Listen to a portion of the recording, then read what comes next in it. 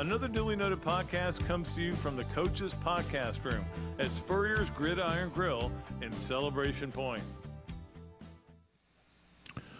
Hello again, everybody. Welcome to another Dooley Noted Podcast presented by Titan MRI, as it always is. And, of course, I tell you what, the Titan tent was great out there on Saturday. They had, they had some really good stuff. It was fun. Of course, we are coming to you from the Meldon Law Gator Studios here at Steve Spurrier's Podcast Grill. A shout out to Meldon Law. Also did the breakfast along with Miapa out there at the tournament, and just incredible. They had signs everywhere. I tell you what, they know what they're doing marketing-wise. Thanks to everybody. I'll get to that a little bit later. Usually Coach Spurrier's in here on Mondays, but he is accepting an award. I'm sure he's going to do another Hall of Fame. You know, my wife got into a Hall of Fame Friday night. I'm still 0 Hall of Fames. I don't know what's going on. Maybe it's because I haven't done anything. That could be it. But Coach Spurrier is actually getting an award, the Nick Saban Award, along with Eddie Robinson, the late Eddie Robinson. And he's getting that award for being honored for being a great coach. I think that's what it is, basically. So he's there, and he can't be here today. We're going to have my good friend Heath Cline, who many of you know because Heath and I did a show together for a while, and he was on radio for a long time around here, went to school in Florida, now in Columbia, South Carolina, 107.5 The Game, and but he knows the SEC. Now I want to talk to him about South Carolina. I've got some good yes, no way, or maybe questions for him that we'll do at the end of that segment. So the lead story today, and in fact, I've been thinking about this. I think we want to make a new segment that's going to be the top 3 or top 4 stories, and we'll get that sponsored too, Evan. What do you think? Good? No good? You like it? Okay. All right. Well, here's the lead story in my mind. And the lead story isn't what necessarily the national lead story is. It's what is the lead story in Gainesville, Florida? Now, and because I know a lot of you are listening from all over, but you want to know what's happening in Gainesville. In fact, our winner of the Leonardo's Quick Picks is from Pensacola. Apparently we're big in the Panhandle. We get a lot of people out there listen or watch. But anyway, to me, the lead story is Keontae Johnson going into the transfer portal, which, look, we all knew he wasn't going to be playing here next year. We assumed he was going to try something in the next level. But, I mean, I don't think Keontae being out 2 years is ready to be a NBA player. I don't think anybody was going to draft him. And I figured he would either go to Europe or go to a G League. But instead, he announces that he is in the transfer portal. And the first thing I thought was, maybe Mike White will say, hey, Keontae, we had a great relationship.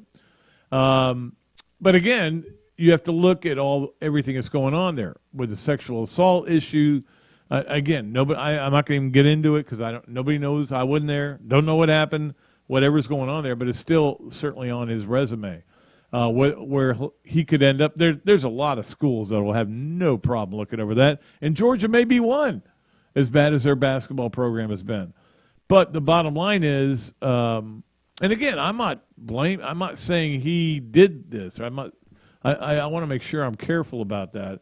But the bottom line is he's got that going on, and he hasn't played in 2 years. So somebody will take a chance on him. There's no doubt about it.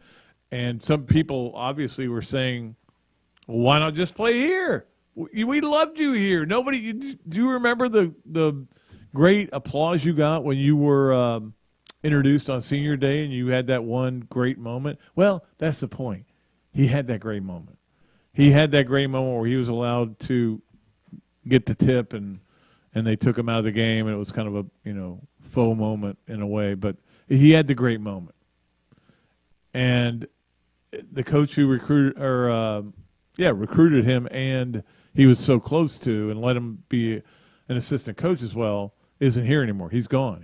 And I'm not saying he's going to go to Georgia. I'm saying it makes a lot of sense that he would if that's where he wants to play. And again, that school also has to clear him. He has been cleared here at Florida, from what I've been told. And in fact, I kind of sat on this news for a little while that he was going to try to play more basketball, because I get sources, but some sources you can't reveal. So that, to me, is the lead story. And again, if he ends up in an SEC school and plays against Florida, people are really going to lose their minds. And you can't be – I mean, you can't be dumb about this. You can't – these kids have a life, and they want to do what they need to do.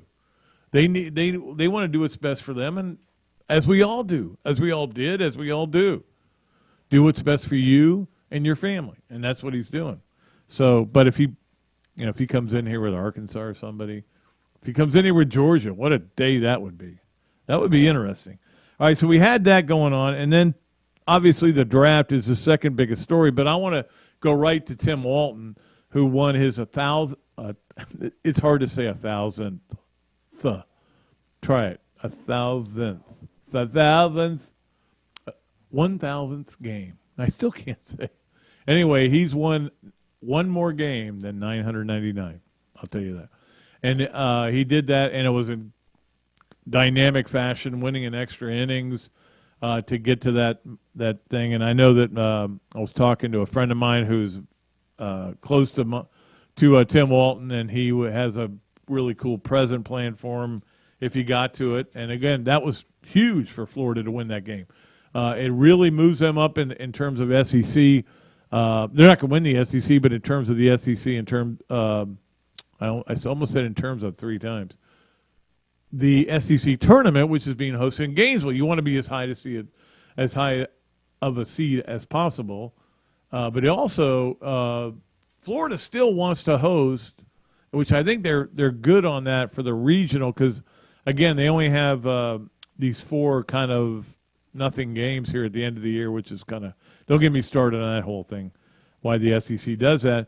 But and then they host the tournament here, and they need to do well, and they may be able to even get as high as a super regional host. I don't know if they will or not. I mean, I think it's going to be tough for them to get to that point. So, but that game itself was huge in that regard, because Florida had obviously the first game.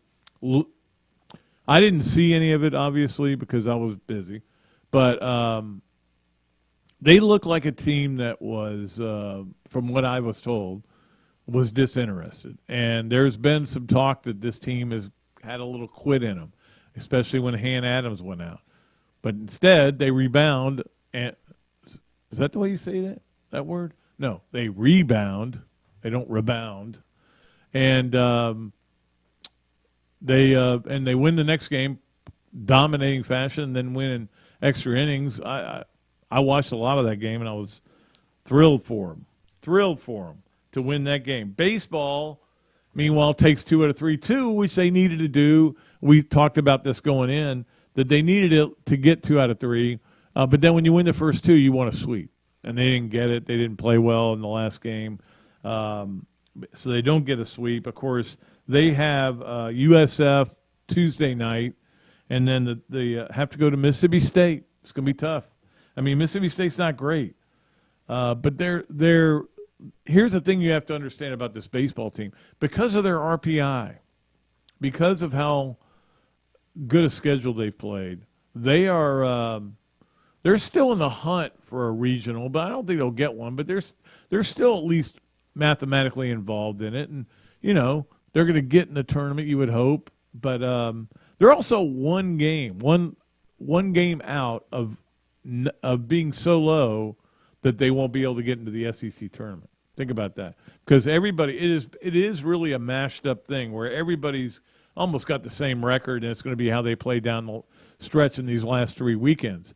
When Florida's got Mississippi State, then they've got, I think it's A&M on the road, then they come home for South Carolina. I think that's the way. And plus there's a game with FSU in there as well. So, the opportunity's there for Florida to do well baseball-wise. We'll see how they do. I thought they played well this weekend, no doubt about that. I did want to get to the draft, though, about Florida having 3 players drafted, and as bad as that was, okay? You go 3 players, that's it. I would go, you could have been worse. You could have been FSU, who had one player drafted. First round, of course, because he transferred over from Georgia, where he couldn't get on the field, went to FSU, became a first-round pick. That's how good he was. And then won by Miami. And you think that's bad. How about Texas? Texas had as many as who made these 0.0? Was that Flounder or D-Day? Somebody made a 0.0. Anyway, 0.0 is the number of players Texas got drafted.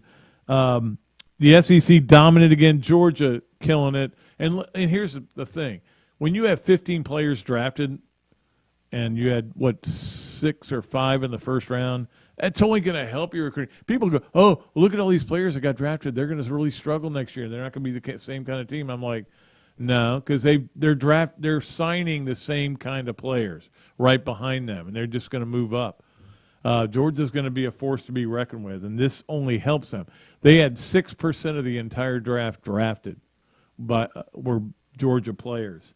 The SEC, of course, dominant once again. No big surprise there. With 65 players, it helps when you get 15 there. The Big Ten was second with 48. Pretty amazing to look at the numbers for the Big 12 and the ACC. They were not good. And the Pac-12.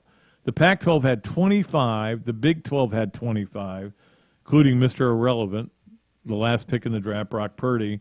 And the ACC had 21 players. Think about that, 21 players. That's not saying a lot about your league.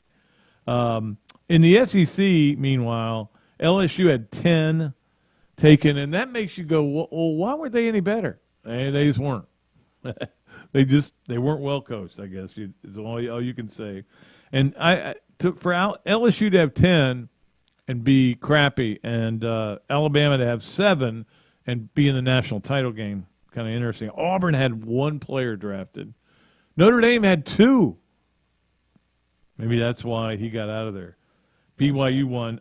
Texas actually had fewer players drafted than Lenore-Rhyne and Ouachita Baptist. Do you know where Ouachita Baptist is? I think it's in Texas.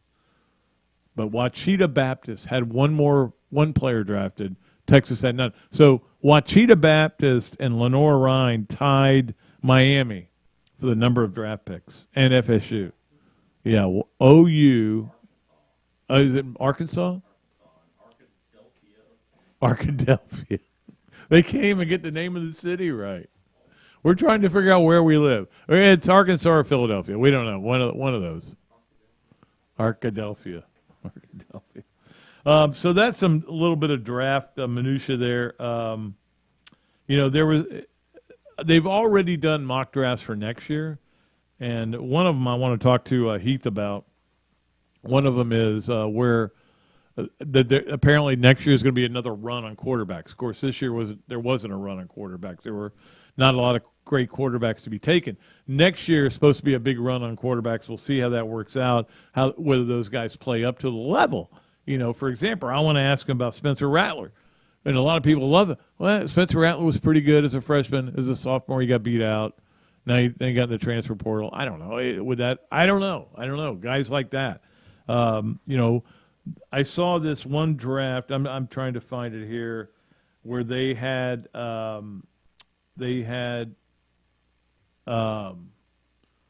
Bryce Young going later than Will Levis. Now, Will Levis is a quarterback at Kentucky. I saw Will Levis play. I served with Will Levis. You, sir, are no Will Levis. No, that's a totally different story. No, Will Levis is not an NFL quarterback in my mind.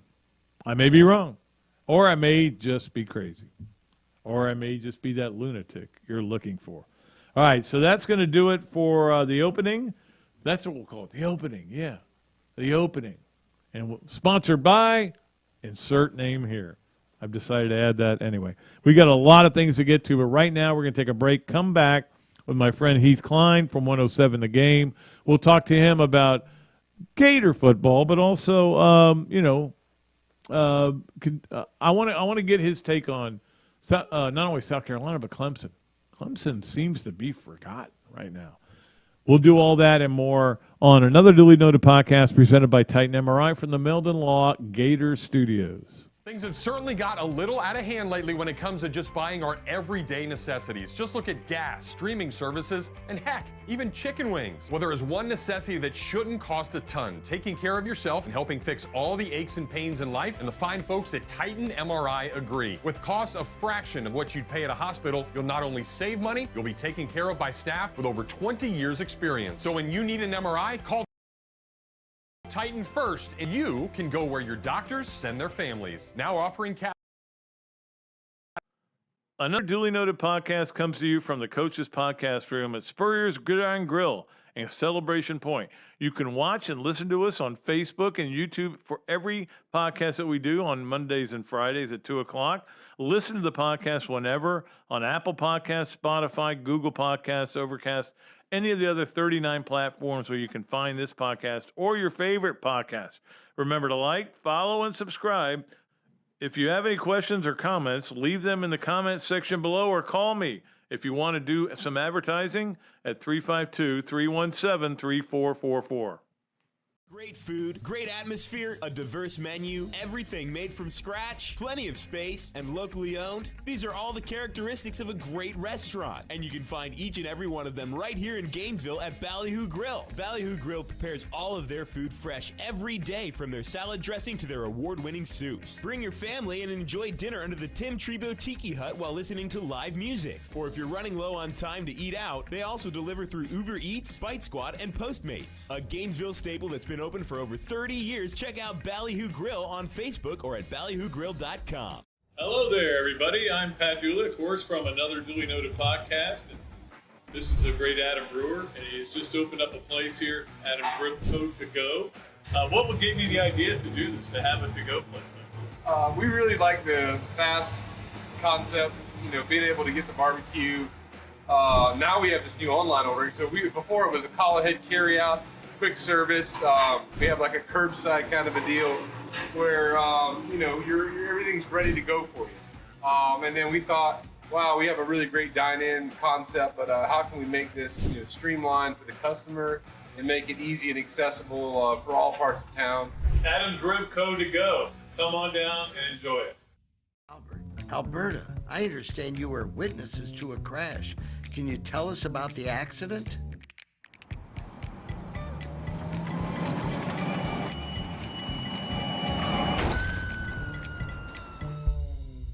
When you're in a crash, it's important to get witness statements immediately after the accident. Whether you're in a car, truck, motorcycle, scooter, or even a golf cart accident, at Meldon Law, we won't back down.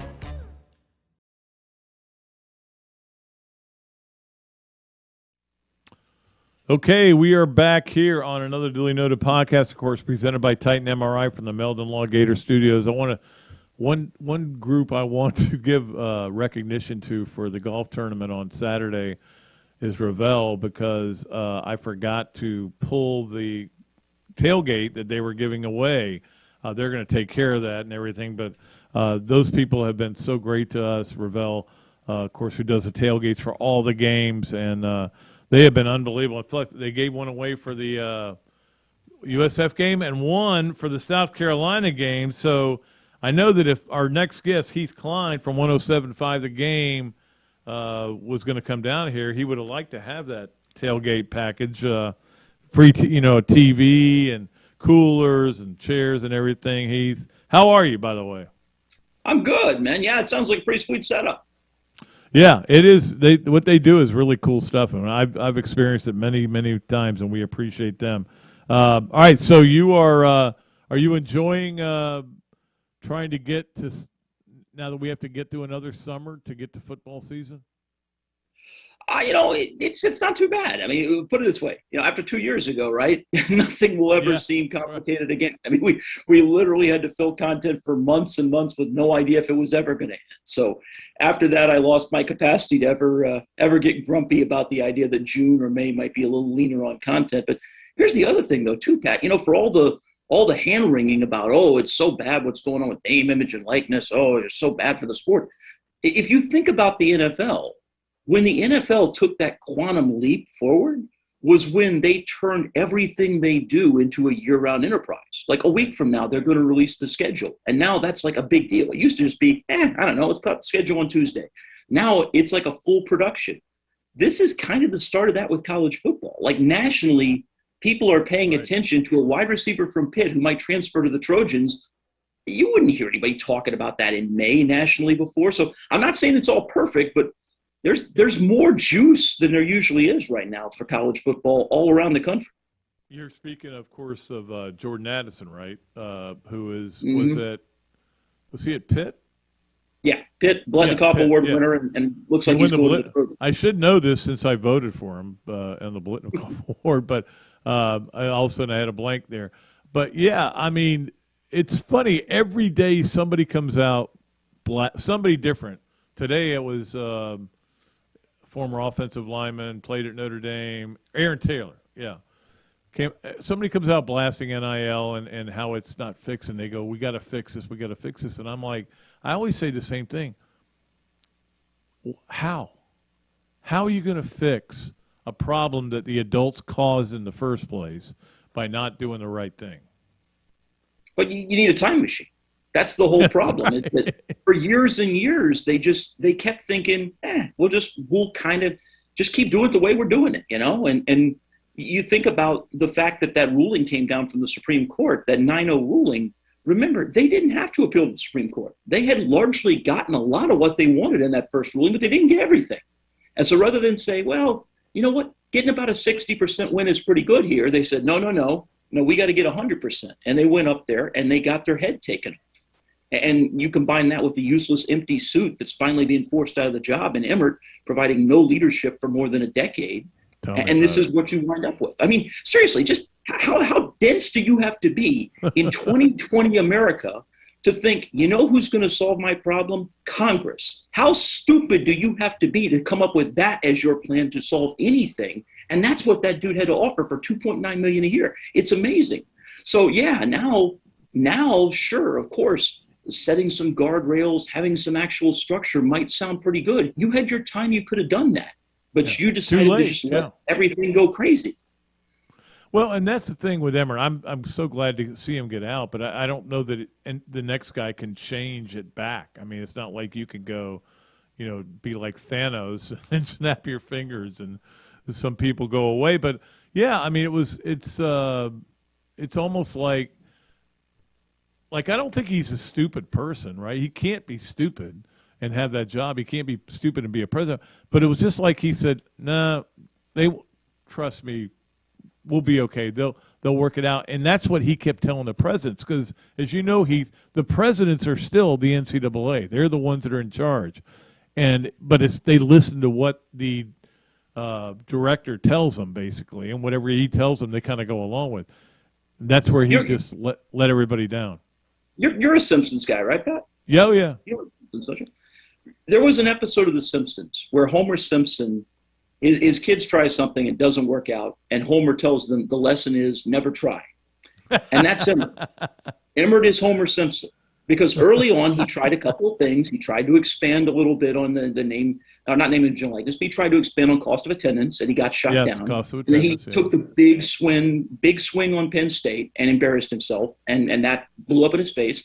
And after that, the dude's only instinct for anything was don't try. Stay out of press conferences as much as possible. Make yourself almost never available. Then even at the Final Four, he starts bringing other people up on the podium with him, so he doesn't even have to take the questions for the limited amount of time. Never try.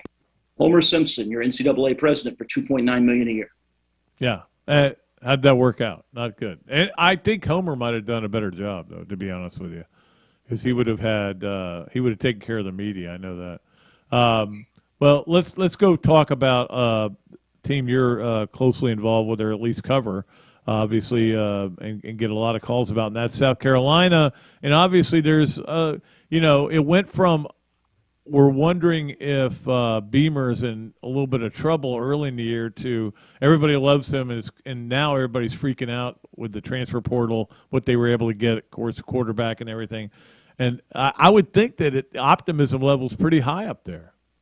Yeah, it's huge. In fact, if anything, I think there might be a case that it's almost to their detriment it's getting as high as it is, not because it's not a good thing to be positive, but if you just look at it, like I saw somebody nationally had them in the top 25. They're not ready for that yet. Yeah. There's still plenty of concerns on this team that need to be addressed. They are a lot better than they were last year. They have better talent at key spots. But there's a difference between, they're better, and suddenly they're top 25. And if you look at their schedule, they should handle Georgia State fine in the opener, although Georgia State is actually a better team than usual from that conference. But still, they should be fine for the opener. But then their next two games are on the road against Arkansas and Georgia at home. Well, it doesn't take any giant leap of faith at all to imagine them not winning those two games. Suddenly, 1 and 2 start, Gamecocks flop. Well, that's ridiculous. It's going to be the total body of work, but it is set up, the more hype they get before the season, for them to suddenly 2-3 weeks in start getting labeled as a disappointment, which I think would be completely unfair. But they're a lot better. I mean, this team was hard to watch last year, Pat. I mean, I don't know how else to put it. Well, they weren't hard to watch against Florida. Sure, but the thing is, for their first 12 games, they didn't score an offensive point in the first half. I mean, that's really hard to do. Right. Like, you watch teams that are going to get seal clubbed 66-7 by somebody like Oklahoma for homecoming, but they still get that one drive in the first half where they take over at the 32 and can put it in the end zone or something. I mean, 4 out of 12, they didn't score on offense. I mean, that was hard to watch. And so now, I mean, just Rattler, the energy he provides, the additional talent that they've added at receiver, at tight end, it's a totally different ballgame this year. Yeah, I mean, I think they'll be pretty good. I think it's going to be interesting to see when they come down here to the Swamp, certainly. But when you look at this conference still, I think when everybody convenes in Atlanta in July, I think it's in Atlanta, right? SEC meet. Yeah. Since I don't go, I don't really need to know where it is. All I need to Even do now, we can't get you up there this year? Nah, maybe. It's a 4-hour drive. I may think about it. Let's put it that way. If the Braves are playing, I will go up there. How about that? They're playing on Friday. They're not playing during the SEC, but they're playing the Angels on Friday. Okay. Well, that may be enough to get me up there. But, I can't imagine many people are going to vote for anybody other than Alabama and Georgia to win their divisions. No. I mean, that I don't think anybody's buying Jimbo yet for all the hype on them. And obviously LSU's not ready. So, no, Bama, Georgia. I expect South Carolina to be in a 4-5 conversation with Florida. And, we'll see who all Florida adds. You know as well as I do. Napier's made no secret. They're going to keep trying to add talent. So we'll see where the stopping point is on Florida. But I think when we get to Atlanta, I would expect that there's still going to be a lot of love for Kentucky. Certainly Georgia's going to be at number 1. And Tennessee, I think, because of all the hype on their offense, is going to be there with them. I think 2-3 is going to be Tennessee or Kentucky, and I think 4-5 conversation is going to be South Carolina and Florida in some order. And then Missouri, Vandy are pretty much locks for 6-7. I mean, you spent a lot of time in Gainesville, obviously. How long were you here? Well, if we're talking just from when I started college, 91, and then was there. Oh, so you started with Spurrier's first SEC. That's a pretty good way to start. Yeah, because I spent that one god awful year in Mercer in 1990, which I still spent a lot of time in Gainesville in 1990, trying to get out of Macon, Georgia. But yeah, transferred back down in 91, and then was around for the whole first run through 97, and then went off and did some stuff with ESPN for about a year and a half. And I guess 98, I got started up there again. And other than a couple of years over in Jacksonville, I guess I was there until 2008.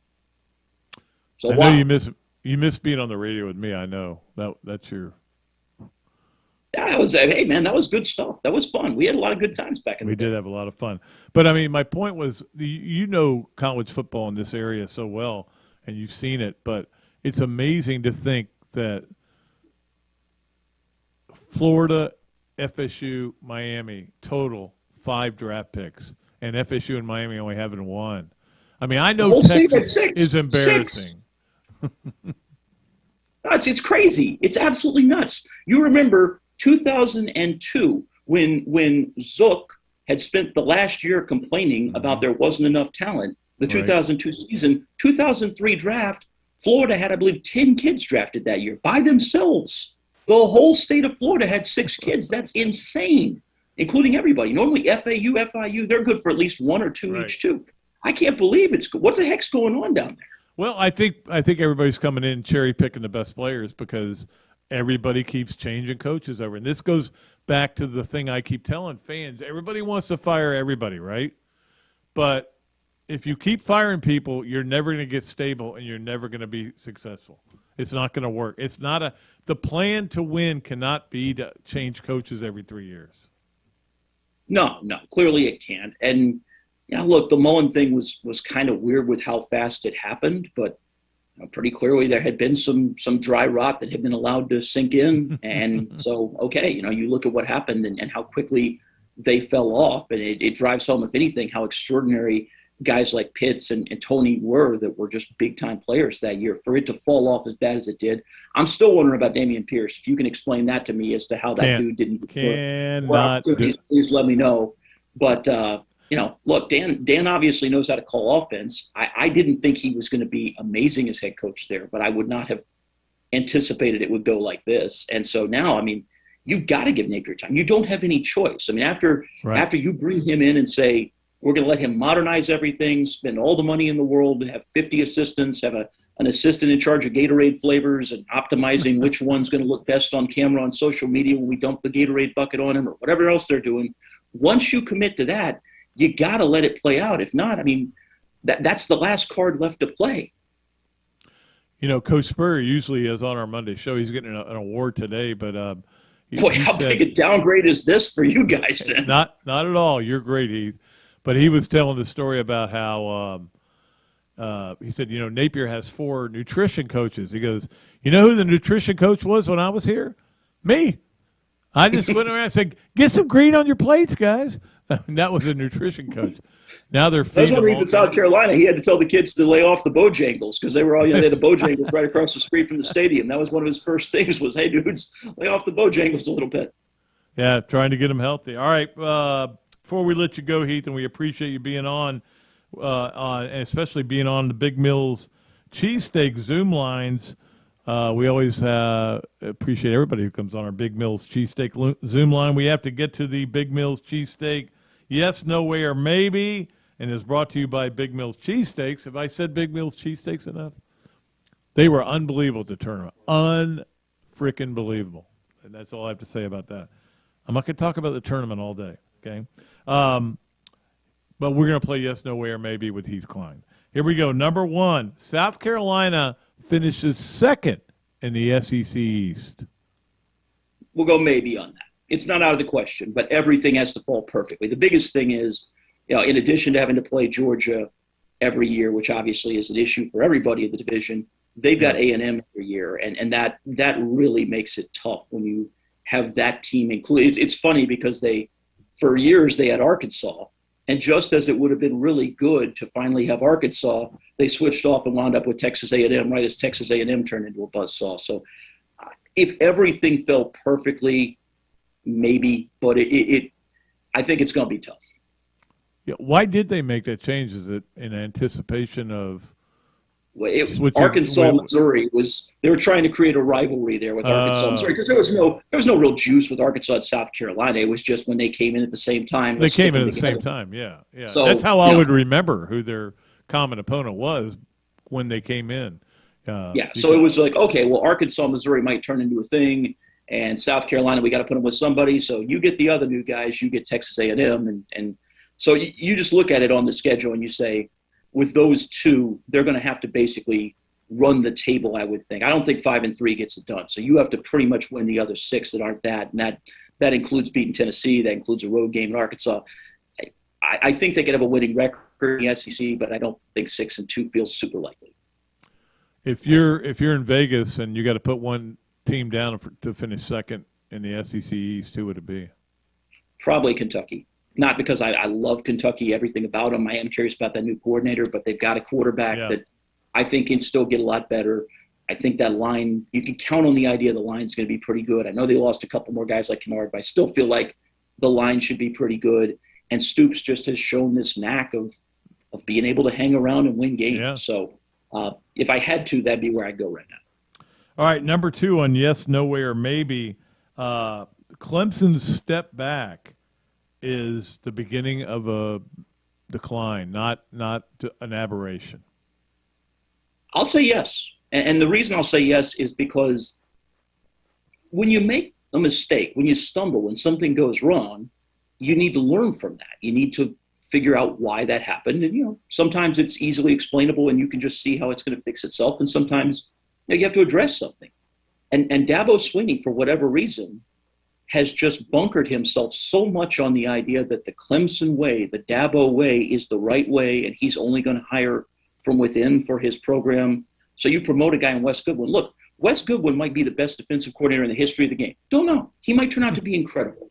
But he has literally, before their bowl game, never coached in a game. Not never coached as a coordinator, never coached in a game. And now he is a defensive coordinator, replacing a guy in Venables who is considered to be probably the best defensive coordinator in the sport. Yeah. From within, a guy like Robbie Caldwell's a veteran guy. He retires. You're going to replace him with Thomas Austin, who played there. I like Thomas Austin. When I interviewed him in the past, seems like a sharp guy. He may turn out to be a great coach, but again, you're one of the elite programs, and you're choosing to go with rookies as your coaches because they know how you like to do things, and he refuses to get in the transfer portal for any reason. Look, is it possible that Dabo is right and his culture and his people and only his people are better than everybody else in the sport? I guess. But call me crazy. I'm going to lean on the guys that do feel like new ideas coming in from the outside help them and do feel like new players coming in from the outside help them. And I'm going to lean on them until Dabo proves to me that doing it this way is the right way. I think Dabo may be cutting himself on the succeeding Saban, the way he has not been able to evolve. And so, okay, if Saban leaves, maybe we don't go look at Dabo anymore because he hadn't evolved at all. Well, and let's be clear, too, by the way. Clemson was at an elite level. So, we're not talking about, massive steps back. We're not saying Clemson's going to crater. I don't think that's going to happen at all. But they've also benefited from the fact FSU imploded. Miami has never been able to get their act together. Well, all of a sudden you look at what's going on. If Miami doesn't figure it out this time with the amount of resources they're committing to that program, then they're not going to. You look at what NC State's got coming back. I don't know that I agree with